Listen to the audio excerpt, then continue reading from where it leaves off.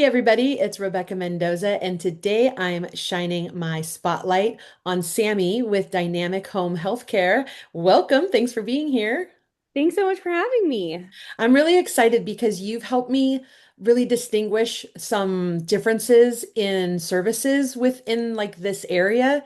And I want you to share that with people because as you know, I work with a lot of I'm in real estate and I work with a lot of people whose parents are homeowners and they're getting a little worried about different ways to take care of them in the home. Mhm. And most people want to stay at home, and sometimes they'll have surgeries or they might be older and there's different services that they want to bring in. They just don't know it exists. So that's why I'm happy to be talking to you. So tell me who are you and what do you do? Okay, well, thanks again for having me. It's such an important conversation to be having. And it's really special that you get to be able to talk with your clients about that and kind of help point them in the direction of who can help. So I'm Sammy.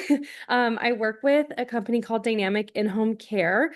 Our main office is based in Sherman Oaks. We've been around since 1987, so this is our 39th year in business.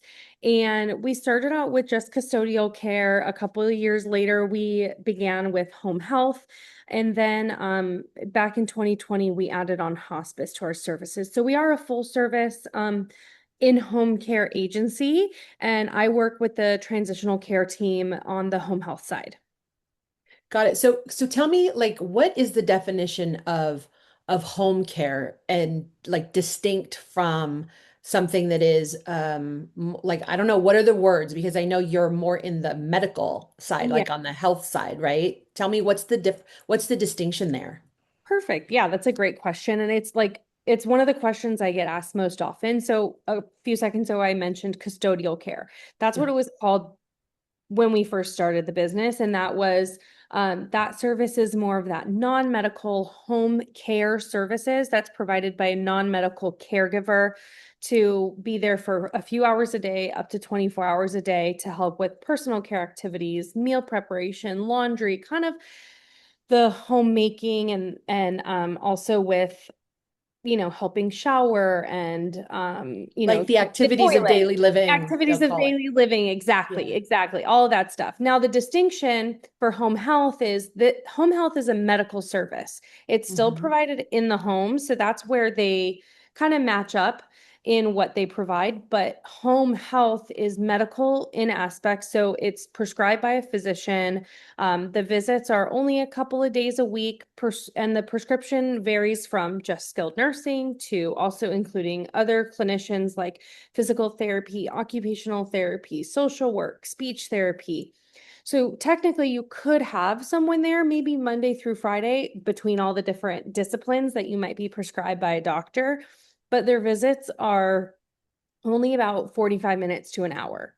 Okay, so you mentioned skilled nursing, like some of Yes. I know like my grandmother is currently in a skilled nursing facility. She Mhm. after going into the hospital after a fall and I know, you know, we would love at some point for her to come back home and be cared for, but I know there's a medical aspect that she'll need that like we can't help with. So, who typically qualifies for like in-home health services? How does that work?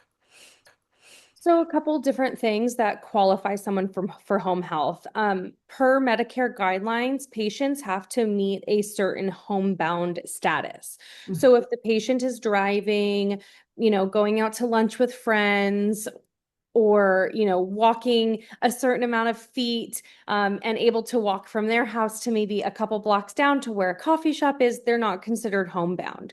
Hmm. So homebound is someone who it's like physically taxing for them to leave the house, and they really only leave the house for medical necessity like doctor's appointments or procedures. Hmm.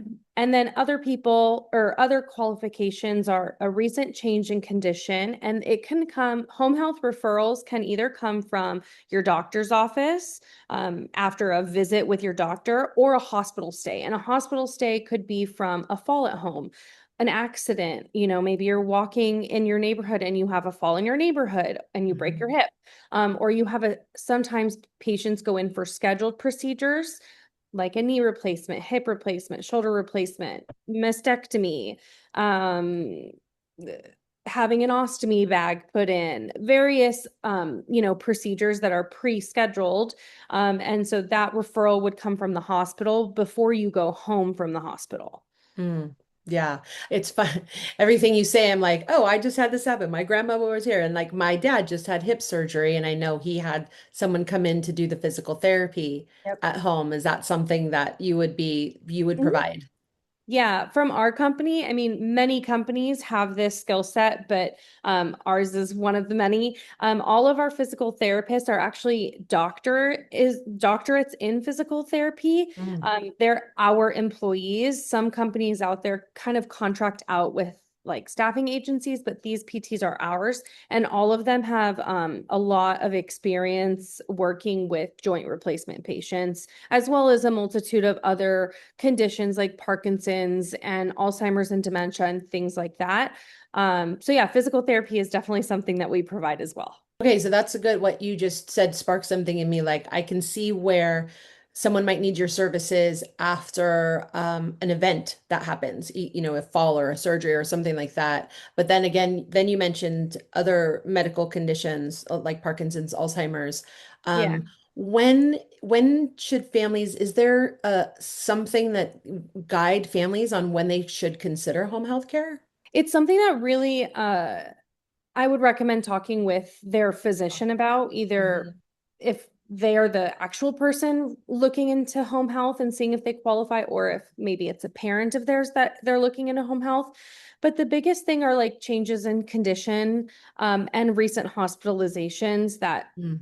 and the homebound status. So if there's the homebound status plus one or the other, either change in condition or a hospital stay, I would highly recommend home health. I'm not clinical. I forgot to mention that earlier. So my recommendation is always, talk to the doctor. Yes. And the way that I live life is it never hurts to ask, because if you don't ask, then you don't know. And the doctors are there to help you and educate you on what they feel is appropriate as well. Yeah, so you usually are getting your patients, your referrals coming from the physicians and coming from the medical establishment. Mhm. But I know that there are people who don't necessarily know that there are options out there available. And I think that you have been for me a really great resource in asking questions and finding this stuff out. It actually gives me personally, Rebecca, as a, family member, peace of mind knowing as my grandmother is already older as my parents age and even like as we age something can happen. I know that that option being available gives me that peace of mind, so I really appreciate you like sharing what it is you do. Yeah, of course. I'm here to be a resource first, and I love educating people about our services in general, but also other things to ask for, especially when they're coming home from the hospital. A lot of questions I get are like, "Oh, well, who handles this and who handles that?" And because our company's been doing it for so long, and I've been doing it, almost 4 years now, I've learned, so I can kind of help like point people in the right direction. Well, I don't handle this, but talk with the case manager at the hospital or talk to the nurse practitioner at the office, and they'll be able to assist with those things and redirect them to take off that stress of like kind of what's it called? It's a symptom also of ADHD. It's like overwhelmed paralysis, and it's like they don't know where to go, they don't know what to do, and like they're so overwhelmed and they just like stop. They're like, I can't do anything because of how overwhelmed I am. And Yeah. like I'm just really there to be a resource and help get past that and give them kind of next steps so they can build that momentum up of again of getting things done to take care of themselves or their loved one. I so appreciate that. And it's one of the reasons I know that like brought you into my orbit and working with serving our seniors. And I know you're very active in JCI and other areas in the community because I know your heart is in serving and directing people because there's so much unknown for people, especially when we get into this area. And it can be scary and it can be overwhelming, like you said, like that, what I heard you say for me is like that decision fatigue. There's so many options. I'm not sure what to do. And it's really nice to talk with somebody like you who can just kind of like take all that, break it down and say, talk to this person. You could do this. And you're just such a great resource. So I really thank you very much for being here, for introducing yourself to the people in my world.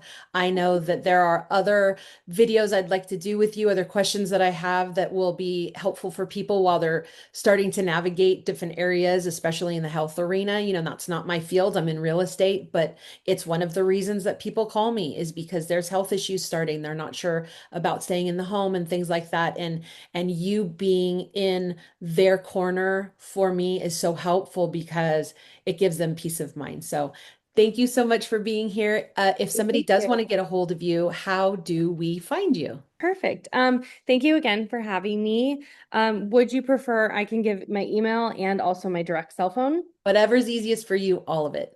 Perfect. Okay, so my direct cell phone is 310-432-3510. You can text or call that number.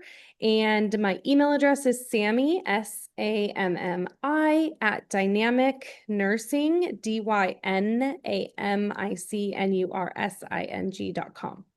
Awesome. Well, thanks again. And I look forward to the next time we get together. Yeah, me too. Thank you. All right, bye. Bye.